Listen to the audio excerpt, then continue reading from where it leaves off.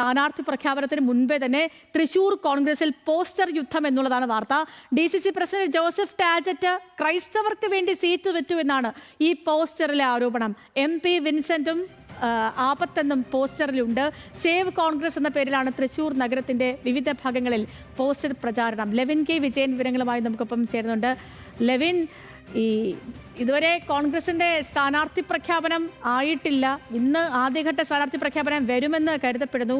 ഈ സേവ് കോൺഗ്രസിന്റെ പേരിൽ ഇന്നലെയും ഇന്നും മിനിങ്ങാന്നും ഒക്കെ ആയിട്ട് പലർക്കും വേണ്ടി പലയിടങ്ങളിലും പോസ്റ്ററുകൾ പ്രത്യക്ഷപ്പെടുന്നുണ്ട്. ഒടുവിൽ ഇതാ തൃശ്ശൂരിലും. എന്താ പറഞ്ഞിരിക്കുന്നത് പോസ്റ്ററിൽ?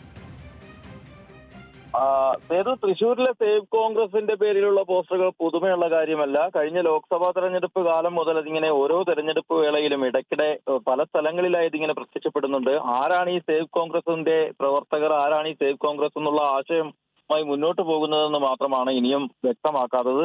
DCC പലതവണ അന്വേഷണം നടത്തുകയും CCTV ക്യാമറകൾ അടക്കം പരിശോധിക്കുകയും ഒക്കെ ചെയ്തെങ്കിലും ആ കാര്യം മാത്രം ഇതുവരെയും കണ്ടെത്താൻ കഴിയാത്ത ഒരു സംഗതിയാണ് തൃശ്ശൂരിലെ കോൺഗ്രസിനെ സംബന്ധിച്ച് പറയാനുള്ളത്.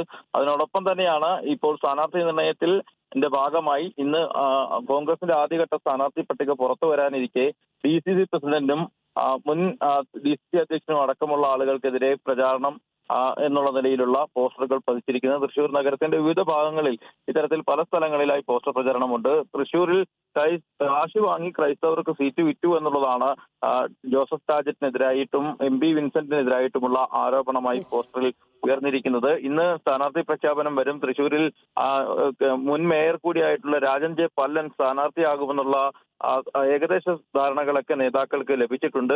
നേരത്തെ കോൺഗ്രസിന്റെ മുൻ MLA കൂടിയായിട്ടുള്ള മുതിർന്ന നേതാവ് TV ചന്ദ്രമോഹന്റെ അടക്കം പേരുകൾ പരിഗണനയിലുണ്ടായിരുന്നു. പക്ഷേ തൃശ്ശൂർ മണ്ഡലത്തിൽ രാജൻ പല്ലനിലേക്ക് കാര്യങ്ങൾ എത്തുന്നു എന്നുള്ള നിലയിലേക്ക് വരുമ്പോഴാണ് ഇത്തരത്തിലുള്ള പോസ്റ്റർ പ്രചരണം ഉണ്ടായിരിക്കുന്നത്.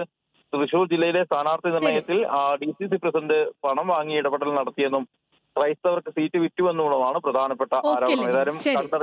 തൃശ്ശൂരിൽ പോസ്റ്റർ യുദ്ധം നടക്കുന്നു. വിവരങ്ങൾ നൽകുകയായിരുന്നു ലെവിൻ K വിജയൻ.